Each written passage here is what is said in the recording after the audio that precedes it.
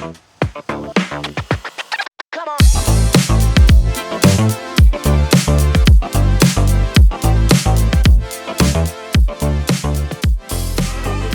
folks, welcome to the Brent Bozell Show. Today I've got a special guest, someone I really want to talk to because of her insights and some pretty important things. Margaret Olohan. She is a senior reporter for the Daily Wire, but she's worked for the other dailies, the Daily Caller and the Daily Signal. She is the author of D-Trans, True Stories of Escaping the Gender Ideology Cult. She is a graduate of the Catholic University. Much more important than that, she's the winner of the 2023 MRC Bulldog Award for Outstanding Blogger. And more important than that still, her brother Tom works for the Media Research Center and MRC Business. Mary, welcome to this show. Thanks so much for having me. I've got some questions I want to ask you. You follow the pro-life issue. You are a veteran of the media, so you've got expertise on both sides. Okay, I want you to rate from a scale of 1 to 10. 10 being perfection, and 1 being they ought to be taken out and shot. ABC News. ABC News. Impartiality, on the impartiality scale on the abortion debate. 10 being perfect, 1, take them out and shoot them. Oh my gosh. Well, I don't want anyone to be shot, but ABC News absolutely is not impartial when it comes to this topic. And I would say largely none of our mainstream media actually reports fairly or honestly on the abortion issue in general. If you look at how, let's say, Washington Post or ABC News or the Associated Press or Reuters, any of these outlets are talking about the abortion issue, they actually avoid saying the word abortion now because it's not acceptable under the current administration. We don't say abortion, we say reproductive rights. We also don't even say pregnant women anymore. We say pregnant people. And they get all these euphemisms from activist organizations like the National Abortion Rights Action League or Planned Parenthood or Emily's List, all these different pro-abortion groups that send media-style guides to these media outlets and say, this is how you should talk about this topic. And I know because as a reporter covering abortion often, I get this same type of messaging from the right, but what I find really interesting is the right doesn't tell you how to talk about these topics.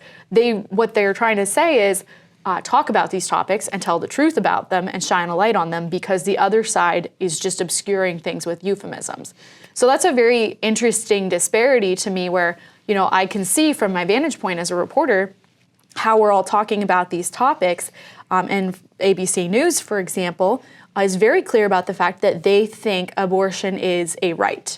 They think that women should be able to get abortion whenever they want, and they show that through their reporting.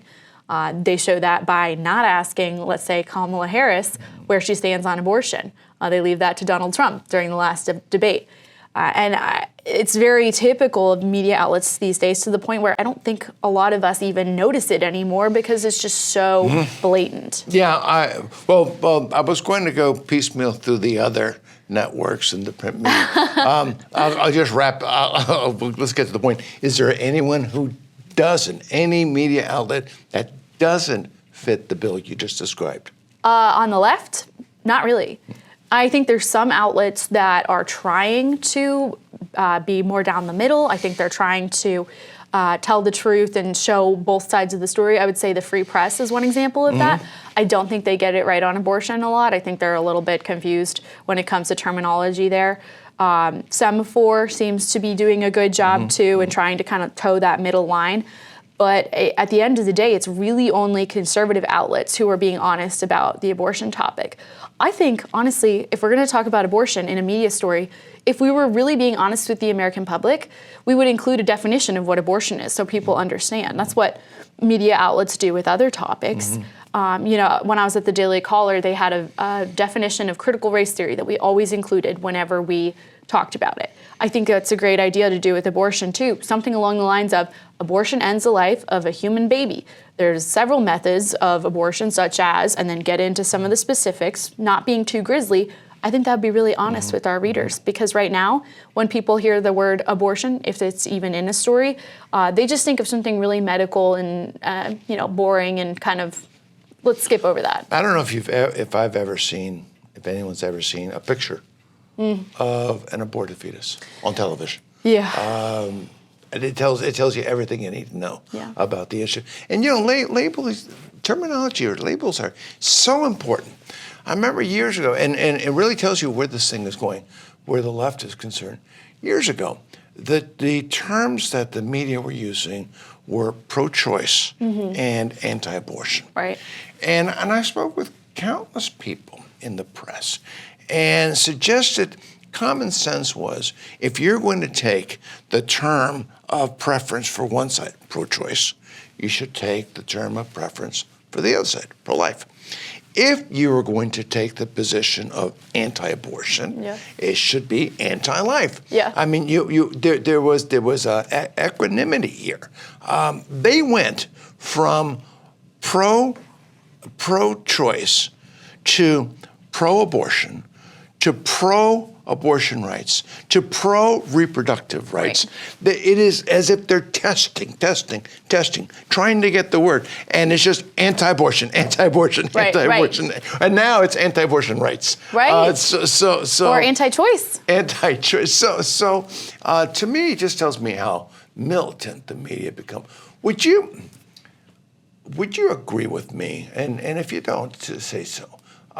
That abortion is that issue that where big tech is the most passionate, because that's what I've seen. When they censor Senator Marsha Blackburn because she has a pro-life ad. Right. I can't in a million years imagine them doing that to Bernie Sanders. No. Do you see that? I absolutely see that. I think the two big issues that big tech has been targeting groups for are gender ideology and abortion. Lately, I see more gender ideology, but I honestly just think that's because it's more in the news.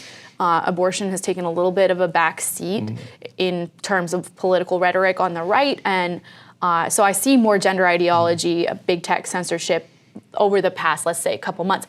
But I will say I have written so many stories about big tech censorship of pro-life groups, of any kind of abortion messaging. And it's so funny to me because there's so few reporters who are willing to reach out to, let's say, Google or Facebook, Meta, and say, hey, I noticed you censored this video. Can you explain why? What's the reasoning? There's so few reporters that do that I swear 9 times out of 10, when I reach out to a big tech platform and say, why'd you censor this video? They'll say, oh, this was inappropriately censored, or this was a human error, and they reinstate it. Yes. And I kind of laugh to myself because I'm like, okay, it's so easy for me to get someone reinstated just by saying, why'd you do this? And I was prepared to write a story on why they did it and explain that. Like Live Action, for example, I remember a couple years ago had a video on Facebook saying abortion is never medically necessary. Facebook slapped them with a label, and I think they were getting a strike, and there was this whole massive mess there. But there was no one actually reaching out to Facebook and saying, why'd you do that? What's your reasoning? Do you truly believe abortion is never medically necessary? And when I was reporting on that, I found out that the people that told them to censor it were literally abortionists. Abortion researchers. Really? And so that kind of thing, it's just too easy, for reporters who are actually doing their job to find a good story. Even if you don't care about life, if you don't care about abortion, that's a good story that abortionists are helping censor pro-life content on Facebook. I've had, I'm not going to name any, but I've had many conversations with pro-life groups to try to explain to them the importance of this issue and the importance of public opinion and how public opinion is being turned against them simply because they're not focused on defending themselves. Right. And we've seen countless examples of the pro-life movement being targeted and having no response when they've been targeted. Do you believe that the pro-life movement was prepared for the Dobbs decision? That depends on which parts of the movement you're talking about. I think there are some groups that had been very focused, had very focused campaigns, had rhetoric in place and efforts like pushing pregnancy centers and resources for women. There were definitely groups that were prepared in those ways. But I think when it came to how they would approach the GOP, I think a lot of these groups weren't prepared for that, mainly because I don't know that they were prepared for the GOP to just kind of about the issue in general. And the GOP was not prepared for the overturn of Roe v. Wade, something they had been messaging on for many years. It was so easy, we want Roe overturned, we're fighting for the end of Roe. Well, they did, because that was the messaging that they were being given, and that was the messaging they were comfortable with. But now that it's overturned, it means they have to address where they stand on abortion, what kind of protections for the unborn they want in their state, whether they're going to help support or defeat a state amendment, a radical state amendment, such as Amendment 4 in Florida, which is trying to enshrine abortion into the state's constitution and really just expand access to the killing of unborn babies in a really radical way within this state. There's a lot of lawmakers like Anna Paulina Luna right now, a Republican, who I think many people would consider pro-life, who was suggesting, I believe last week, that she might not take a stand for life on this topic. So it's really thrown the GOP into an uproar. There's a lot of politicians that I don't think really had any kind of firm stance on life beyond let's overturn Roe v. Wade, and now they have to grapple with that, and it's caused a mess. And to your point about the pro-life groups, I think it's important to remind people, the people who are actively involved in these pro-life groups are people who believe abortion ends the life of a human baby very painfully, very sadly, very tragically. These are people who pray outside abortion clinics. They're praying for these mothers. They're praying for the abortionists. They literally devote a large majority of their lives to trying to stop these babies from being killed and to trying to help the mothers. So these are very good people.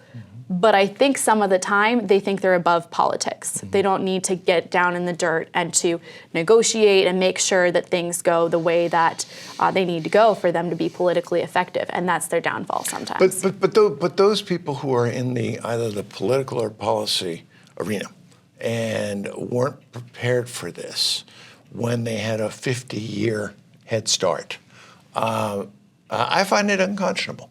And I was worried about Dobbs, not that the pro-life movement would lose, but that it would win, because it was going to unleash hell on the other side. Abortion is ground zero for the radical left, and they're never going to give it up. And you knew it was going to mobilize things. Moving over to politics, what's your thought on this? We've seen in years past where the media were fixated on an issue that they wouldn't let go, even though the public didn't care about it. Yeah. The homeless issue. If you rank that thing politically, it came in dead last sometimes as an issue of importance, with 15 other things considered more important. And yet they hammered it day after day after day. Climate change is the classic. Climate change just doesn't register. But look at the number of stories they do. So they're not reporting what the public is interested in. They're reporting what they want to push. Now, the pro-life and the gender, transgender issue. Yeah. I haven't seen any evidence that that abortion is registering anywhere near where the left is pushing it. First question to you. Do you think it's going to have an impact in the elections? That and transgender issues. Do you think they're going to have an impact on the elections? Absolutely. I would say right now, reproductive rights, the way the Democrats are messaging on abortion, is going to have a massive issue on female voters. We already know that that's their top issue. I don't know exactly the age groups, but if I remember correctly, it's really women my age, in their late 20s, early 30s, 40s, who are really interested in voting based on abortion. And I think Harris will definitely find a lot of support among that group. On gender ideology, I actually think that's going to play in Trump's favor, because most Americans don't support radical, invasive gender procedures for kids. I like to call them attempted gender transitions because you can't actually do that. So what we're seeing is Americans all over the country have become kind of radicalized by exactly what you're talking about, this aggressive push of gender ideology on them, and they don't support this type of thing for children. They especially don't support it without parental permission or consent. And I've reported on many, many stories of incidents happening in schools where this is being pushed on children without parental consent, or schools are affirming a child's alleged gender identity without telling the parents, or they're even going so far as to help the child start a gender transition without the parents' consent. And even worse, especially on the West Coast, they're taking kids from families if the parents don't affirm their gender identity. It's probably the stupidest thing the left could be doing right now. Because that's the type of thing that pushes average parents who aren't that politically engaged. It pushes them right into the arms of Republicans, of conservatives, because Republicans and conservatives right now are the party of protecting children. They do not want to have kids being pushed into irreversible gender transition procedures. And I think Trump and Vance have messaged really effectively on that topic, and they continue to do so. Harris won't even engage on it.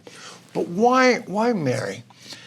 Why are Republican consultants so either fearful of or disdainful of social issues? And they have been for decades. For decades, they run from those issues. Gender ideology is a good issue. I'm not so sure that Trump is, maybe J.D. Vance is, but I'm not so sure. I'm not so sure Donald Trump knows how to really effectively do it. But I think he's uncomfortable with it, and I think he's being made uncomfortable by it by consultants who are telling him to stay away from social issues. I agree with you. I think it's a very strong issue for him, and I think she is vulnerable on that issue. But why are consultants so fearful of social issues? I can tell you why, Brent, and I bring this up whenever we talk about this because I think, I was raised in a family of 11 kids. I am the second oldest daughter. You beat me by one. Yes, you did. I'm one of 11. I was homeschooled. I grew up knowing our family was very countercultural, and I also knew what it's like to not feel cool. I think my family is very cool, but when you're a homeschooler, you're not really fitting in. You're doing something that's good, but the rest of the world is kind of like, what is that? And feels kind of, they're appraising you. I think that's a lot of what's going on with this GOP consultant classes. They do not think social issues are cool. It is, it's not sexy. It's very religiously tied. There's a lot of emotion involved, and it's just so much easier to focus on the economy or on immigration. Those issues are safe. They're not tied to Christianity or what is actually right and wrong. And I think the GOP consultant class is very afraid of these issues because they're kind of a soulless class that is more focused on winning than anything else. And of course, we should be focused on winning, but at the end of the day, their truth is truth, and we got to differentiate between right and wrong. And so when it comes to the social issues, it shouldn't matter if they're sexy. It shouldn't matter if you feel like you're associating with a religion or you're feeling like your candidate looks less appealing to someone that's looking for a cool candidate. That's, at the end of the day, these are the issues that matter. And so when it comes to abortion, there's definitely more effective strategies, and I know the Republican Party is in an uproar right now over abortion specifically and how Trump's messaging on it and how Vance is messaging on it and what they're gonna do, what they're saying they'll do, what they'll actually do. That's all a mess right now, and they're figuring that out.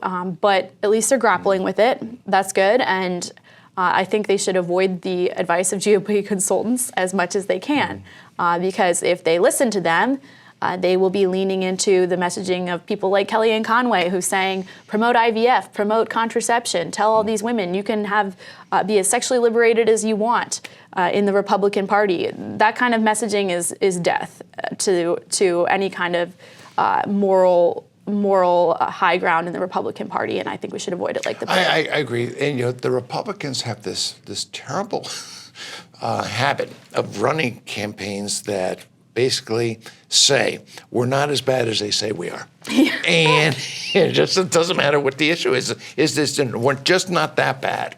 And I think the pro-life issues. I wish that the media would cover both candidates impartially on abortion, because I think on both sides it would be an eye-opener for the public.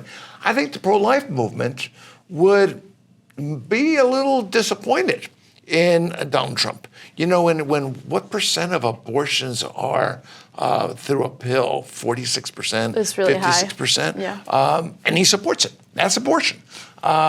They might take, he is pro-choice for the first few months, and that's another conversation. But politically, there's no one more pro-life than me. But politically, I see a wisdom in that, in taking it incrementally. But I think that ought to be laid out. I think also on the other side, if you were being impartial, you would see that Kamala Harris didn't tell the truth. She lied countless times during the ABC debate. One of them was on abortion, where she said she's in favor of reproductive rights, of Roe v. Wade. Well, that was dishonest. It was very dishonest. She didn't begin to say where she was. Right. What she supports goes way beyond Roe v. Wade. She supports, just as Donald Trump said when he challenged her, to name any restrictions. She won't. She supports abortion from the moment of conception past the moment of birth, so that a botched abortion child can be left on the table. And by the way, a lot of people don't remember this. Barack Obama tried to hide that when he was a state legislator in Illinois. He supported that position as well. That's her position. And in the debate, she denied that had happened.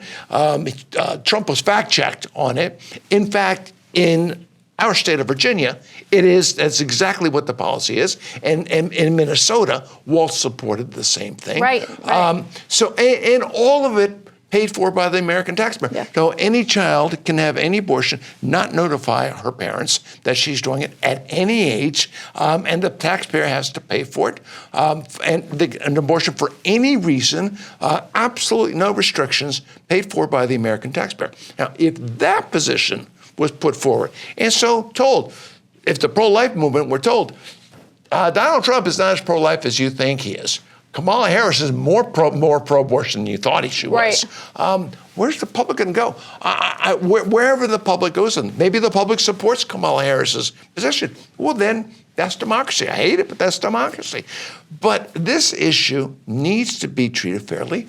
I think that the transgender issue, if it wasn't for people like you handling, I'm quite serious, Mary, these stories would never be told. And these are hugely important stories that would never be told. I hope you understand how important your work is. Oh, thank you. I think the work we do is really important. You know, after the debate last week, I wrote a story for the Daily Wire on where Democrats actually stand when it comes to abortion, because Kamala Harris, like you're saying, lied about where she stands. She has consistently supported legislation. She voted for legislation in the United States Senate that would have not protected babies who were born alive in botched abortions. So she voted not to protect those babies. She's consistently supported legislation that would just expand access to abortion without any limits.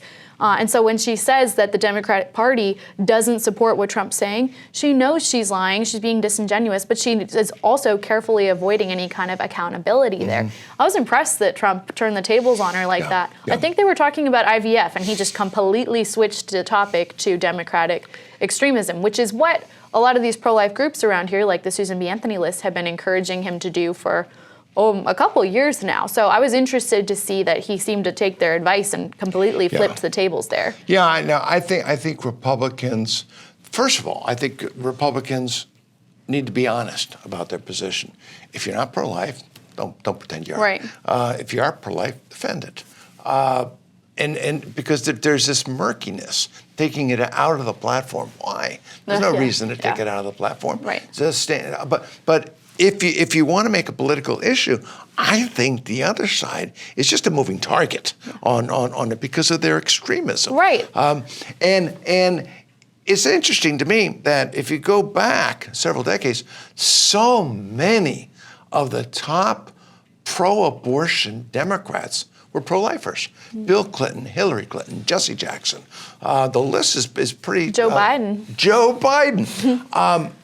If there was an impartial press, I wonder if any one of them would become, because they're all politicians. If they saw this as a vulnerability, I'd be surprised if any one of them had announced that they were going to be pro-choice on this. And I think where Joe Biden is concerned, and we're Catholics, I think one of the most nauseating things I've ever seen, and I mean nauseating to the point of wanting to throw up, was watching Joe Biden take a rosary out of his pocket in an abortion facility and make the sign of the cross. That we're saying this on television, but I'm going to say it. I think that's demonic. I think that's purely demonic. If I were Satan, that's what I would want. I would want a Catholic to go into an abortion mill and take out a holy rosary that I'm sure he's had blessed and make the sign of the cross. I would love to know what was going through his head, because we all have questions about his mental agility at this point in the game. I think the whole world probably does. But I think that at the end of the day, he understands the issue of abortion, and he's chosen to just take a certain path because that's what he had to do. He flipped his stance on the Hyde Amendment during the 2020 election campaign. The 2016 election season. Or 2020, I'm sorry. Kamala Harris called him out and tried to say, you are not in line with the Democratic Party on abortion. And he completely flipped. And that was the end of his abortion evolution, that he had started by saying that he thought that abortion was wrong, that the unborn should be protected, that life begins at conception, all of these things. So I think he knows. And he's nearing the end of his life. He was raised Catholic. He knows there's a heaven and a hell. And I would not be surprised if he has a lot of internal angst over this issue that he's obviously not revealing to the public. But to take a rosary out in an abortion clinic where babies are being very brutally killed, their lives are being ended in that abortion clinic, I would kind of wonder what prompted him to do that. Yeah. I don't know how he sleeps at night as a Catholic. I just love the idea of pro-choice from the standpoint of the side that espouses it, but will never, ever project the goodness of keeping a child. Never. Planned Parenthood, which supports pro-choice, will never counsel a patient, it'd be a good thing to keep your child. Yeah. For them, it's a machine. Look, Mary, it was so much fun talking to you. We were going to talk about a lot of other things, but this is an issue that needs to be discussed. I think, personally, that it's the single most important issue facing this country. I think it's existential. I think if you look at so many problems that we have, I think we can trace it back to Roe v. Wade, whether it's moral problems, economic problems. You look at the border, there would not be a need for immigrants to come into this country had we not aborted 50 million Americans, but we've done at least that. So keep writing about these issues. Keep writing about the transgender issue. I think it's really interesting that you mentioned these new online publications like Semaphore that might have a semblance of fairness, and I agree with you on it. But they're going to need to hear the experts on the pro-life side and the experts on the transgender issue, and you're one of them. So thank you. Thank you for being on this show. Thank you so much for having me. I'm so happy to be here. Thank you, folks, and that wraps it up for today.